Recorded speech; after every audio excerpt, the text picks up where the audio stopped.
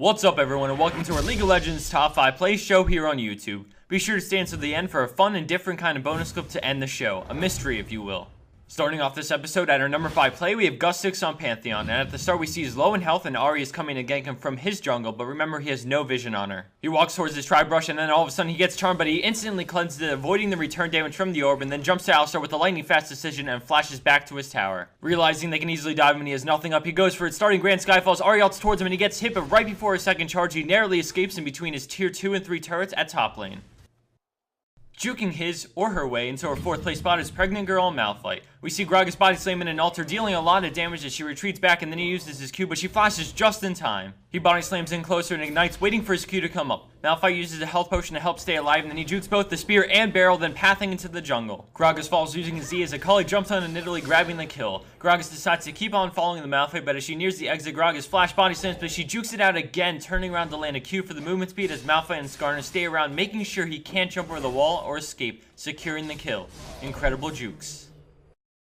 At our number 3 spot for this week, we have Orange Tile on Maokai, and he's headed towards the fight taking place near Baron. He throws a sapling and W's in, immediately throwing down his ultimate to help out Draven, but Tristana knocks them both right into the center of the enemy team. They focus on Draven, and with nothing up to help him out, he goes down, making it a 4v1. He kites back towards mid lane, but gets pulled in, but thanks to the Trist jump, he can twist and advance back out and then pick up the kill. Rand comes around from Baron and isolates the Ezreal, allowing for Maokai to fight it out with Blitz and Ahri. He chooses to get on Blitz first because Ahri is and then Blitzcrank tries to run, but then he gets the kill, despite having low health. He then jumps right back to Ahri with the twisted advance into auto attacks with red buff, and then the sapling for the kill. Ezreal arcane shifts, so he starts retreating, but then he puts down his ultimate and Ezreal immediately turns around, but it's too late. He picks up the kill on Ace and becomes the last one standing in this game. Coming in at our number 2 spot is Keithball and Galio, but this is a great team play overall. At the beginning of this play, we see Pantheon ult in and get on Annie, so they go in, but then they very quickly realize they are losing and try to back off. Malphite ults in and then he goes on the Graves, but Soraka heals him as he tries to make it back to the tower. Annie flashes in to burst him down, but Amumu Bandage tosses in on her and then ults, allowing for his safety. We see Galio teleporting in behind them all from top lane, and as soon as he shows up, he ults him, swapping the momentum of the fight as the enemy team gets melted down and they start to chase them down, picking up tons of kills. The support from Soraka and then Amumu's Bandage Toss and ult to save the Graves, combined with the teleport behind them during the snare from Amumu's ult, allows for this turnaround ace and unofficial quad for the Galio.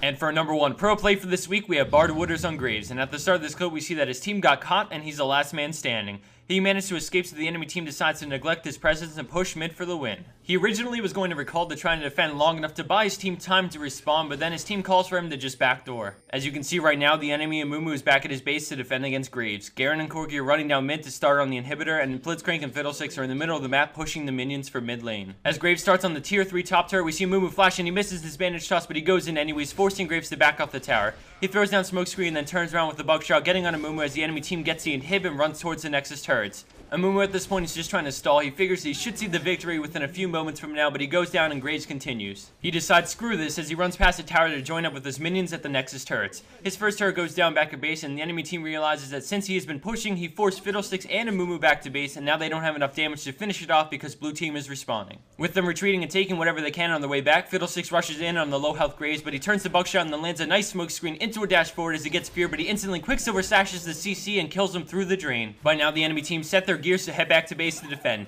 TF ports in on them, they finish off Corki and Garen, and now Blitzcrank has come to defend after running all the way back up through mid lane. He tries to make his move, popping his W and then lining up the pull, and with the Nexus turret on him, he sneaks in the flash, getting out of there with barely any health left, turning the lifesteal on his way out. Now his team finally makes it to him, and together they take down the last remaining tower and Nexus to win the game. The choice to push instead of recall applied enough pressure to send Amumu back and split up the enemy team's push to win. When Amumu went down, Fiddlesticks went back, and with a very well played 1v1 with QSS, he defeated him as well. The enemy team kept sending one back to defend, figuring it would be easy to stall, but the persistence of Graves was just what his team needed to slow them down tremendously and ultimately take the game. MVP.